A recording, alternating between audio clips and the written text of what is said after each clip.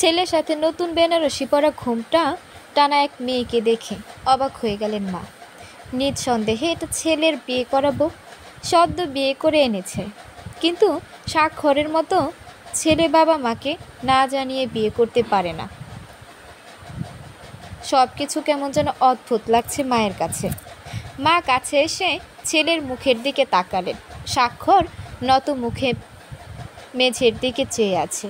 ওর চোখ মুখে অন্যরকম একটা ব্যাপার কাজ করছে। নতুন বিয়ে করার পর যেমন আলো, ভয়, লজ্জা সব কিছু একসাথে কাজ করে, অনেকটা সেরকমই। মা অবাক হয়ে অনেকক্ষণ কথা বলতে পারলেন না। স্বাক্ষর নিজেই আগে কথা বলল। আম্মু ও নীরা, আমি তোমাদেরকে না জানিয়ে বাকিটা আর বলতে হলো না। না, মা বুঝে গেছেন কাহিনী কি। ছেলে যে বিয়ে করে বউ নিয়ে বাসায় ফিরেছে সেটা না বোঝার মতো কারণ নেই, দেখেই বুঝে গেছেন আসল ঘটনা কি। মা কথাবার্তা না বলে অনেকক্ষণ ছেলের দিকে ঝিম মেরে তাকিয়ে রইলেন। সাহস কত বড়! জন্ম দিয়ে কোলে পিঠে করে মানুষ করলো বাবা মা, আর আজকে কোথাকার কোন মেয়ে বিয়ে করে আবার বাসায় এনে বলছে তোমাদেরকে না জানিয়ে। কষ্ট করে ছেলে পুলে মানুষ করার উপহার হয়তো এটাই। স্বাক্ষর বলল, আম্মু নীরার মুখ দেখবে না? মা কিছু না বলে একটা দীর্ঘশ্বাস ছাড়লেন। তারপর নিজের রুমে গিয়ে প্রবেশ করলেন। এদিকে নীরা চুপচাপ চেয়ে মেঝের দিকে। ওর বুকটা ভয়েই শুকিয়ে গেছে। স্বাক্ষরের সাথে সম্পর্কটা বেশ কয়েক মাসের। প্রথম আলাপ হয় ফেসবুকে, এরপর ফোন আলাপ, দেখা, একসাথে কিছু সময় কাটানো। তারপর হঠাৎই প্রেমটা হয়ে যায়। কেউ কি তখনও জানতো এর পরের জীবনে কত ভয়াবহ বিপদ অপেক্ষা করছে? স্বাক্ষরের কথায় ভাবনায় ছেদ পড়ল নীরা। স্বাক্ষর বলল, নীরা তুমি চিন্তা করো না, আমি দেখি মা কি বলে। তবে মায়ের মুখ দেখে বুঝতে পারছি সে অনেক কষ্ট পেয়েছে। নীরার বলতে ইচ্ছে করলো, আমার জন্য তোমার মা অনেক কষ্ট পেলেন, আমাকে মাফ করে দিও। কিন্তু মুখ দিয়ে কোনো শব্দ বের হলো না। মেয়েটা বোধহয় পাথর হয়ে গেছে। বেশি কষ্টে মানুষ পাথর হয়ে যায়। স্বাক্ষর নীরাকে দাঁড় করিয়ে রেখে মায়ের দরজায় গিয়ে দাঁড়ালো। দরজা খোলাই আছে। ও ডেকে বলল, মা গো, ও মা, কোথায় গেলে? মায়ের কোনো সাড়া পাওয়া গেল না। স্বাক্ষর কি বলবে বুঝতে না পেরে আবারও ডাকলো, মা গো, কোথায় গেলে তুমি? এবারও মায়ের কোনো সাড়া নেই। স্বাক্ষর নিজের মতো বলে গেল, মা নীরাকে কি রুমে নিয়ে যাব? ওর মুখটা দেখলেও না, ওকে রুমে নিয়ে যাই মা। মা কোনো কথা না বলে ঠাস করে দরজা লাগিয়ে দিলেন। ছেলের মুখের উপর কোনো মা এভাবে দরজা লাগিয়ে দিতে পারে জানা নেই স্বাক্ষরের। কিন্তু একা একা বিয়ে করে ফেলাটাও অনেক বড় অপরাধ হয়ে গেছে। মা তো অনেক ভালোবাসে ওকে। বাবা মা কত আশা নিয়ে আছেন ছেলেটাকে সেকেন্ড লেফটেন্যান্ট বানাবেন। ছেলে বিয়ে করে এনে সমস্ত আশাই মাটি করে দিয়েছে। স্বাক্ষর ভয়ে আর কথা বাড়ালো না। মায়ের অনুমতি ছাড়া নীরাকে বসতেও বলতে পারছে না। কত বড় বিপদ পার করে আসতে হয়েছে সেটা তো মা জানে না। স্বাক্ষর চুপচাপ বসার ঘরে চলে এলো। নীরা আগের মতো একই জায়গায় ঠায় দাঁড়িয়ে আছে। স্বাক্ষর এসে পাশে দাঁড়িয়ে বলল, সরি নীরা, বোধহয় আমাদেরকে অনেক বড় ঝড়ঝাপটা সামলাতে হবে। নীরা কোনো কথা বলল না, সে চুপচাপ। স্বাক্ষর বলল, মা দরজা লাগিয়ে দিয়েছেন মুখের উপর। স্বাক্ষরের পাঞ্জাবির হাতা খামছে ধরল নীরা। স্বাক্ষর নীরার হাত চেপে ধরে ওকে সান্ত্বনা দিল। এখন অপেক্ষা ছাড়া আর কিছুই করার নেই। বাবা আসার পর একটা না একটা কিছু হবেই, হয় বরণ করে নেবেন, নয়তো বের হয়ে যেতে হবে বাড়ি ছেড়ে।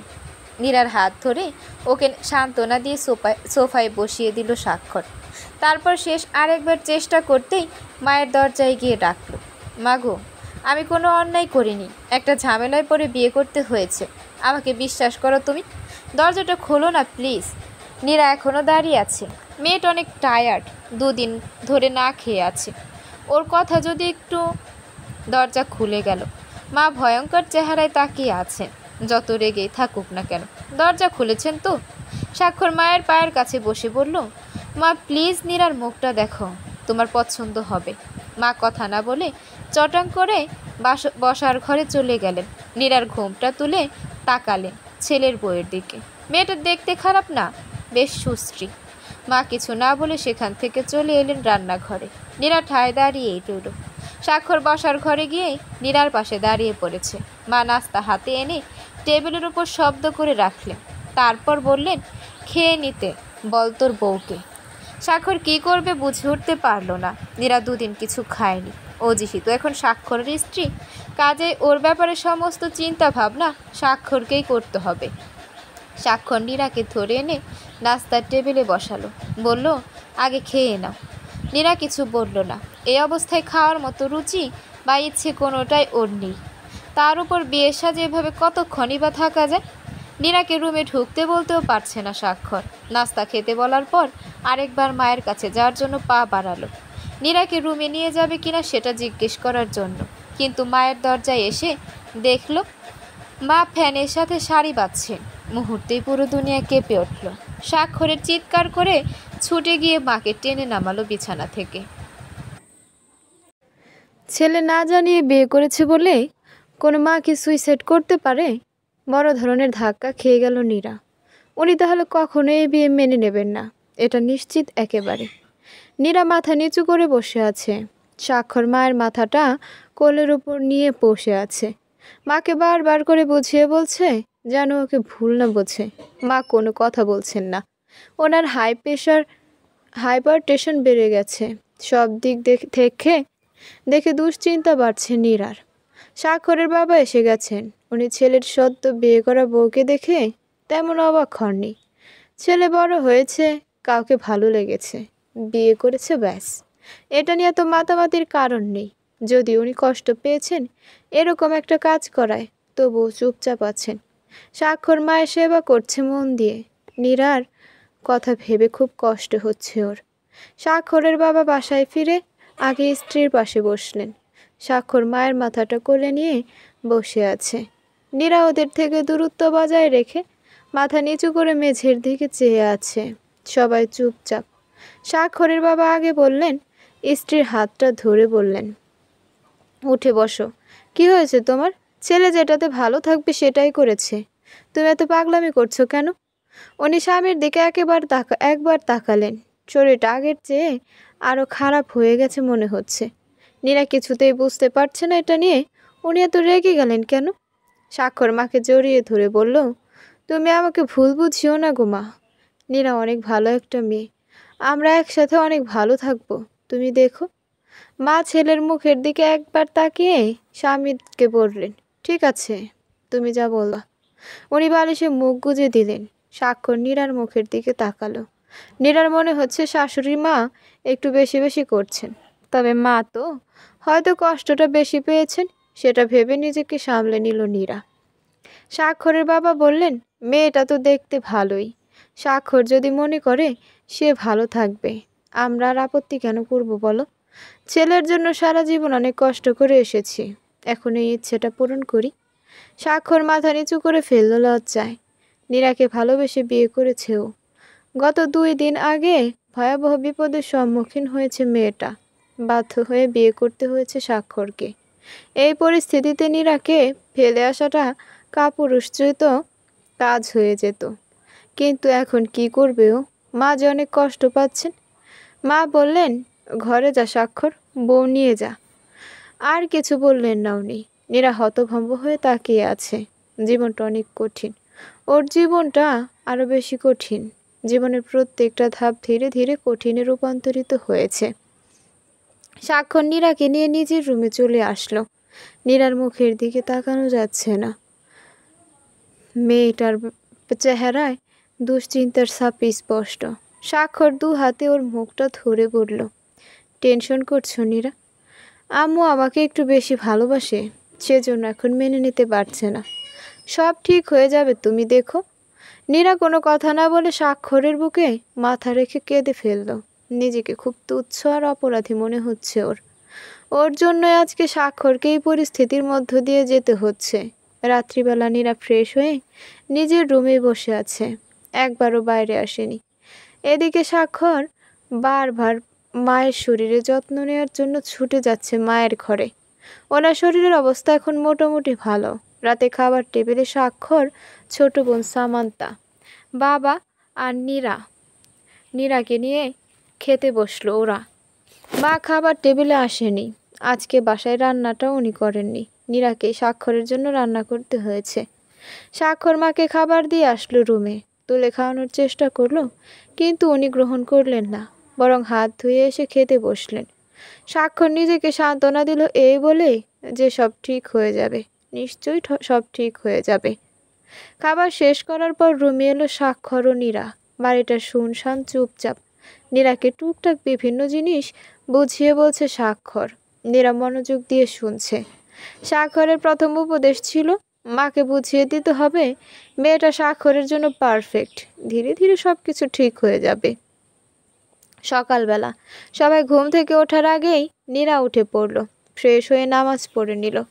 তারপর এলো রান্নাঘরে। কোনো কিছু ওকে দেখিয়ে দিতে হয়নি, নিজ জ্ঞান বুদ্ধি দিয়ে কাজগুলো করার চেষ্টা করলো। পরোটা বানালো, অমলেট বানালো, সব থালা বাসন মেজে ধুয়ে পরিষ্কার করে নিল। নাস্তার টেবিলে সব খাবার সাজিয়ে রেখে রুমে এলো। স্বাক্ষরের ঘুমন্ত মুখের দিকে তাকিয়ে বড্ড মায়া লাগলো ওর। মাথার কাছে বসে স্বাক্ষরের চুলে হাত বুলিয়ে দিতে লাগলো। স্বাক্ষর চোখ মেলল কিছুক্ষণ পরে। নীরাকে স্নিগ্ধ অবস্থায় দেখে ঠোঁটের কোণে হাসি ফুটিয়ে তোলার চেষ্টা করলো। জিজ্ঞেস করলো, এত সকালে উঠেছ? সব কাজ শেষ করেছি স্বাক্ষর। স্বাক্ষর বলল, যদি তুমি কিছু মনে না করো তাহলে একটা কথা বলি। বাথরুমে দেখো বালতিতে আম্মুর ভেজা কাপড় আছে, আব্বুরও থাকতে পারে। তুমি কি ওগুলো ধুয়ে দিবা? তাহলে মা অবাক হয়ে যেত। নীরা হেসে বলল, সেটা কি আমি বাকি রেখেছি ভেবেছ? আমি মায়ের সমস্ত কাপড় চোপড় ধুয়ে শুকাতেও দিয়ে এসেছি। স্বাক্ষর অবাক হয়ে বলল, সত্যি? আম্মুর মনটা গলাতেই হবে কিন্তু। তুমি পারবে নীরা, তুমিই পারবে। কি? পুত্রবধূ হয়ে উঠতে? শাশুড়িমা ঘুম থেকে উঠে দেখলেন নতুন বউ ঘর ঝাড়মোছ করে আবার নাস্তাও রেডি করে ফেলেছে। ওনার আশ্চর্যের সীমা রইল না। মেয়েটা এত ঝটপটে হলো কিভাবে? উনি ভ্রুকুচকে চিন্তা করলেন কিছুক্ষণ। স্বাক্ষর গোসল শেষ করে এসে দেখল নীরা জানালা দিয়ে বাইরে তাকিয়ে কি যেন ভাবছে, খুব আনমনা হয়ে তাকিয়ে আছে। ও এসে বউয়ের পাশে বসলো। নীরার হাতটা টেনে নিয়ে বলল, এখনো আপসেট হয়ে বসে আছো? বলছি বলছি তো সব কিছু ঠিক হয়ে যাবে নীরা। নীরা মুখ তুলে তাকালো। সংসারের প্রধান একজন মানুষ ওরকম রেগে আছে, কিভাবে ঠিক হবে সব কিছু? প্রশ্নটা করতে গিয়েও করলো না, চুপচাপ বাইরে তাকিয়ে রইল। স্বাক্ষর জিজ্ঞেস করলো, তোমার খারাপ লাগেনি নীরা? কি জন্য? এই যে আমার মায়ের এতগুলো কাপড় চোপড় ধুয়ে দিলা। সাধারণত অন্য কেউ সব কাজ করতে চাইবে না, আর আমি তখন ওভাবে বলেছি। অন্য কেউ হলে তো সাংঘাতিক রেগে যেত, বলতো আমাকে চাকরানি পেয়েছ। নীরা একটা শুকনো হাসি দিয়ে বলল, কাপড় ধুয়ে দেওয়াটি কি শুধু কাজের মেয়ের কাজ? নিজের মা মনে করে ধুয়ে দিয়েছি। সবাই তো অন্যের মাকে নিজের মা ভাবতে পারে না নীরা। আমি পারতে চাই। মাকে হারিয়ে ফেলেছি অনেক আগে। সবসময় স্বপ্ন দেখতাম আমার শাশুড়ি মাকে নিজের মায়ের মতোই দেখব, শুধু ওনার মনোরঞ্জনের জন্য নয়। আমি চাই উনি আমার মা হয়ে থাকুন। স্বাক্ষর সন্তুষ্ট হয়ে বলল, ঠিক বলেছ, কিন্তু মা কি তোমাকে বুঝবেন? আমি মাকে যতদূর চিনি, একবার রেগে গেলে সহজে গলতে চান না। ভালোবাসা দিয়ে কঠিন জিনিসও গলানো সম্ভব স্বাক্ষর। আমি তো ওনাকে গলানোর জন্য কাজ করিনি, করতে হবে বলে করেছি। এবারে কাজগুলো করাটা এখন আমার দায়িত্ব। আমি দায়িত্ব বুঝি। নিজের কাজ নিজে করলে নিজেরও ভালো লাগে, আর কাজের মেয়ের কাজ আমার পছন্দ না। স্বাক্ষর হেসে বলল, এসব গুণের জন্যই তো তোমাকে হারাতে পারিনি নীরা। আমি জানি তুমি সবার থেকে আলাদা। তোমাকে আমার ঘরে নিয়ে এলে ঘরটা আলোকিত করে থাকবে, আর হারিয়ে ফেলাটা অনেক বড় ভুল হতো আমার জন্য। নীরা একটা দীর্ঘশ্বাস ছেড়ে বলল, শুধু শুধু আমার জন্য তোমার স্বপ্ন পূরণ হলো না স্বাক্ষর। তোমার বাবা মা চেয়েছিলেন তুমি তাদের স্বপ্ন পূরণ করো। মা অনেক কষ্ট পেয়েছে স্বাক্ষর। স্বাক্ষর মাথা ঝাঁকালো। মা কষ্ট পেয়েছেন ঠিক আছে, কিন্তু এতটা রেগে যাওয়াটা বোধ হয় উচিত হয়নি। রাগের কোনো কারণ আছে কি? স্বাক্ষরের মা গাল ফুলিয়ে ঘরে পায়চারি করছেন। নতুন ছেলের বউ অনেক কাজ করেছে। মেয়েটা নিজের কাজ নিজে করতে ভালোবাসে, সেজন্য করেছে। কিন্তু শাশুড়ি ভাবলেন মন গলানোর জন্য, লোক দেখানোর জন্য কাজ করছে মেয়েটা। সাংঘাতিক রকমের টাউট আছে বলতে হবে। মনে মনে খুশি হওয়ার পরিবর্তে পুত্রবধূর প্রতি আরও ভয়ানক রেগে গেলেন উনি। স্বাক্ষরের ছোট বোন সামান্তার কলেজের সময় হয়ে এসেছে। ও নাস্তার টেবিলে এসে মাকে ডাকতে আরম্ভ করলো। মুহূর্তের মধ্যে নীরা ছুটে এসে বলল, নাস্তা রেডি করে রেখেছি, তুমি খেয়ে নাও, আমি বেড়ে দিচ্ছি। সামান্তা মুখটা ছোট করে নিচের ঠোঁট কামড়ে ধরে টেবিলের দিকে তাকালো। ভাবিকে ভালোই লাগছে ওর, দেখতে বেশ সুন্দরী, কাজে কর্মে অনেক চনমনে, তবুও কোনো কথাবার্তা ছাড়াই প্রেমের বিয়ে তো, একটু ক্ষোভ নিয়ে আছে সামান্তা। একটা ছোট্ট নিঃশ্বাস ফেলে টেবিলে এগিয়ে বসলো। নীরা এসে নাস্তা এগিয়ে দিল সামান্তার দিকে, গ্লাসে পানি ঢেলে দিয়ে বলল, খাও। এমন সময় শাশুড়ি মা এসে বললেন, এত লোক দেখানো কাজকর্ম করা লাগবে না, বাসায় উঠতে বলেছি উঠেছ, থাকো, ছেলের সাথে সংসার করো, নিজের সংসার নিজে গোছাও, এত লোক দেখানো কাজকর্ম করতে হবে না। নীরা মৃদু স্বরে বলল, আমি বাসাতেও সব কাজ করতাম, আমার অভ্যাস আছে। বাসায় কি তোমার বাপ মা নিজেদের নোংরা কাপড় চোপড়ও তোমাকে দিয়ে ধোয়াতেন নাকি? কথাটা এসে বুকে ধাক্কা লাগলো নীরার। কোনো মতে নিজেকে সামলায় নিয়ে বলল, না, মা বাবা কখনো নোংরা হয় না, তাদের কাপড় তারাই ধুতেন, কিন্তু মাঝে মাঝে আমি ধুয়ে দিলে মা খুশি হতেন। নোংরামির কথা আমি ভাবিনি কখনো। ছোটবেলায় আমার পায়খানা প্রস্রাব করে নিয়ে মাকে ভাত খেতে হতো, তিনি তো কখনো বাচ্চাকে নোংরা ভাবেননি, আমি কেন ভাববো? মাঝে মাঝে মাকে খুশি করার জন্য করতেই পারি। শাশুড়ি মা মুখটা বিকৃত করে বললেন, বেশি শিক্ষিত মেয়ে আনলে এই এক সমস্যা, কথায় কথায় জ্ঞান দিতে আরম্ভ করে। নীরা থমকে গেল। জ্ঞান কখন দিল বুঝতে পারল না, তবে এটুকু বুঝতে পেরেছে যে ওর কথা বলাটা বেশি বেশি হয়ে যাচ্ছে, এখন থেকে চুপচাপ থাকতে হবে। ভাবতে ভাবতে চুপ করে থাকার চেষ্টা করলো। শাশুড়ি বললেন, আমার কাপড় চোপড় আমিই ধুয়ে দেব, কখনো কখনো হাত লাগাতে হবে না, বাসার কোনো কাজ করারও দরকার নেই, কাজের মেয়ে রাখা আছে। নীরা বলতে চাইলো, আমি নিজেই তো নিজের কাজ নিজে করতে ভালোবাসি, কাজের মেয়ের চেয়ে নিজের মতো কাজ করাতে ওর আনন্দ বেশি হয়, কিন্তু বলতে পারলো না, চুপ করে রইল। শাশুড়ি মা টেবিলে বসে গেল নাস্তার জন্য। বসার পর নাস্তা খেতে আরম্ভ করে দিলেন। নীরাকে একবার খেতেও বললেন না। নীরা ঠায় দাঁড়িয়ে রইল। দরজায় কে যেন বেল বাজাচ্ছে দেখে ছুটে গেল দরজা খুলতে। দরজা খুলে দেখলে একজন মহিলা এসেছে। নীরাকে দেখে আপাত মস্তক তাকিয়ে বললেন, তুমি স্বাক্ষরের বউ? ভালোই তো লম্বা, স্বাক্ষরের পছন্দ আছে। নীরা সালাম দিয়ে বলল, ভেতরে আসুন। না থাক, পরে আসবো, কাজ যাচ্ছি। মহিলাটি আর দাঁড়ালেন না, দ্রুত বেরিয়ে গেলেন সেখান থেকে। নীরা দরজা লাগিয়ে দিয়ে খাবার টেবিলের পাশে দাঁড়ালো এসে। শাশুড়ি মা বললেন, হুট করে দরজা খুলতে চলে গেছো কেন? যে কেউ আসলে দরজা খুলবা না, আমি খুলে দেব।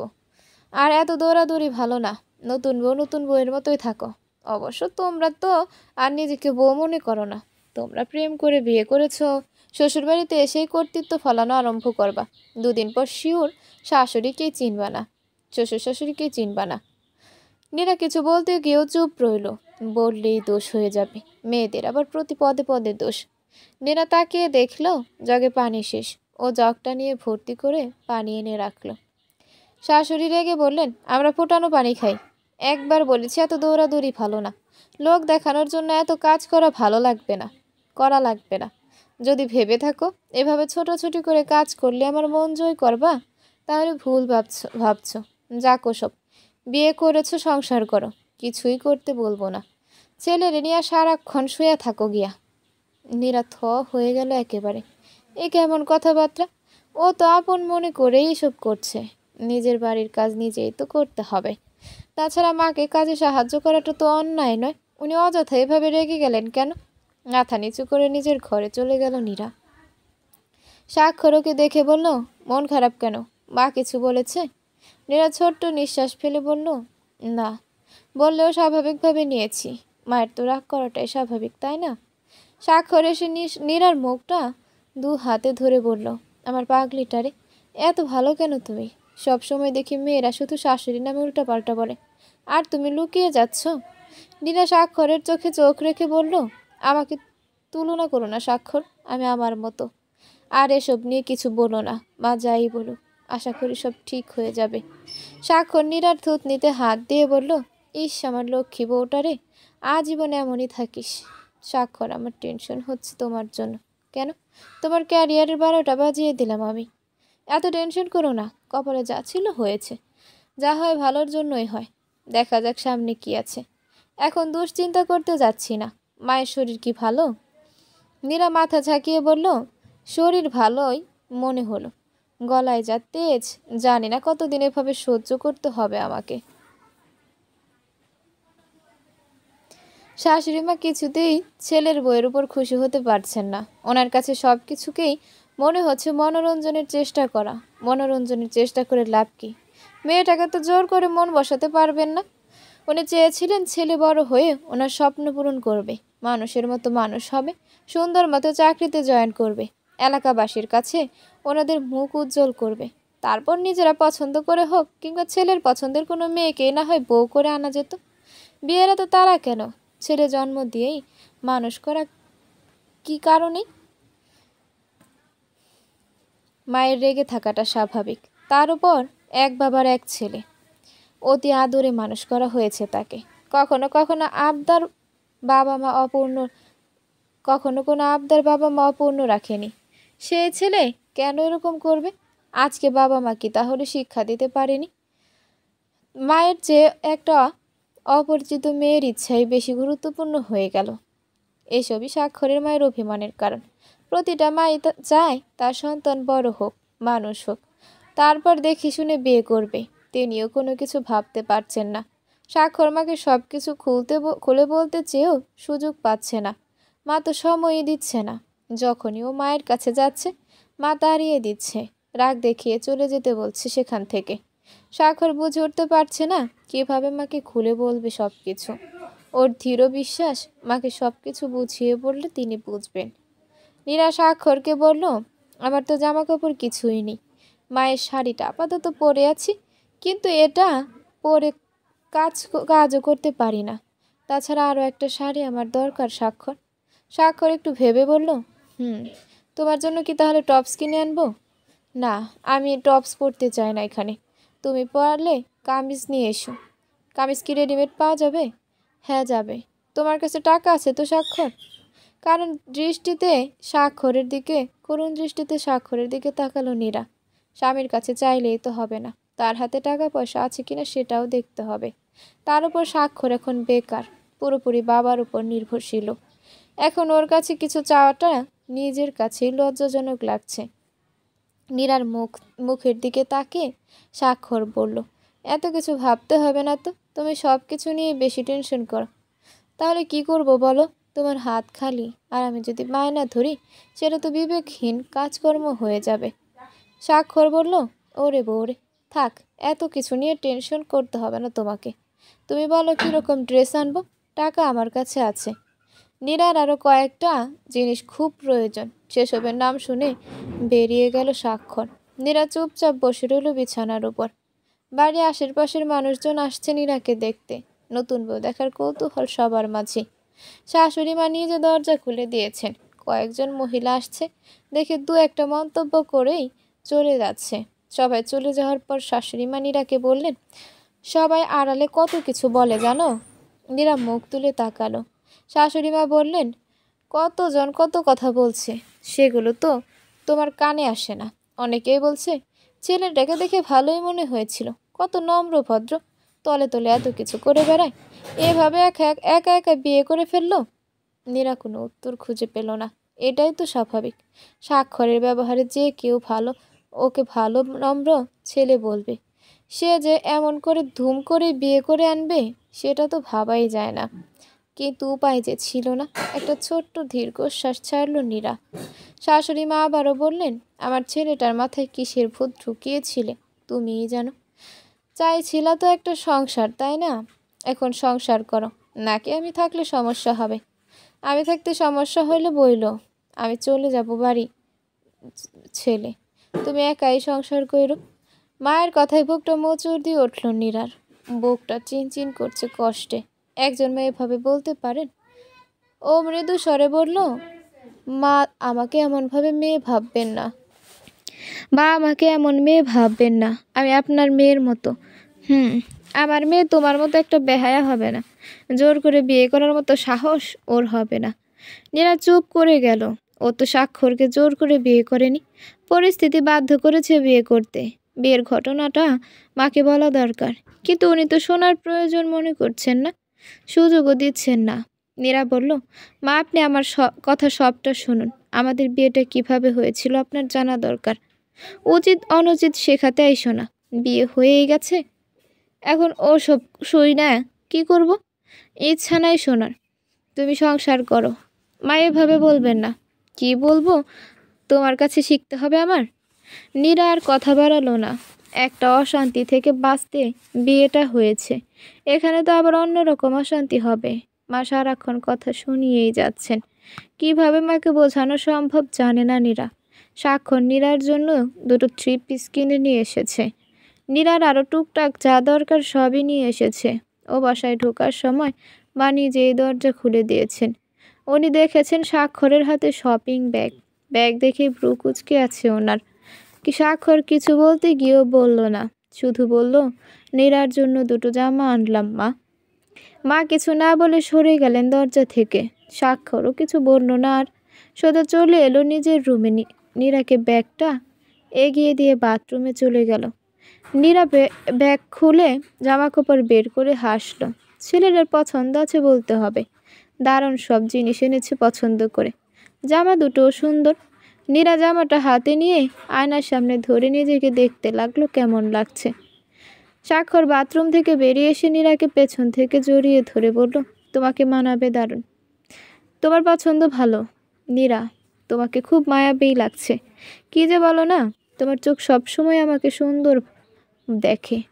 তুমি সুন্দর বলে সুন্দর দেখে নীরা, নয়তো সুন্দর দেখতো না, বুঝেছো? স্বাক্ষর নীরার কাঁধের উপর মাথা রেখে গালের সাথে নীরার গালটা ঘষছিল। নীরা চোখ বুজে এক হাতে স্বাক্ষরের মাথাটা চেপে ধরেছে। দরজা খানিকটা ফাঁক করা ছিল, কিন্তু এই ঘটনা দেখে চোখ এড়ালো না মায়ের। উনি স্বাক্ষরের ঘরের সামনে দিয়ে পাশের ঘরে যাচ্ছিলেন। দৃশ্যটা দেখেই ভয়ানক রাগ উঠে গেল। ছেলে বিয়ে করে এনেই বাসায় রং তামাশা শুরু করে দিয়েছে। বাবা মায়ের স্বপ্নের কোনো মূল্য নেই এদের কাছে। তার চেয়ে একটা মেয়ের সাথে ঢলাঢলি প্রেম প্রীতি বেশি দামি হয়ে গেল। রাগে নিজের ঘরে এসে স্বামীকে কল দিলেন উনি। এভাবে বাসায় চলতে থাকলে ওনার রাগ হবে। নতুন বিয়ে করে ওরা তো আদর সোহাগ করবে, কিন্তু সেটা নজরে আসলে রাগ উঠে যাবে ওনার। কেন রাগ উঠবে সেটা উনি নিজেও জানেন না। তবে এসব রং তামাশা এই বাড়িতে থেকে অন্তত হবে না।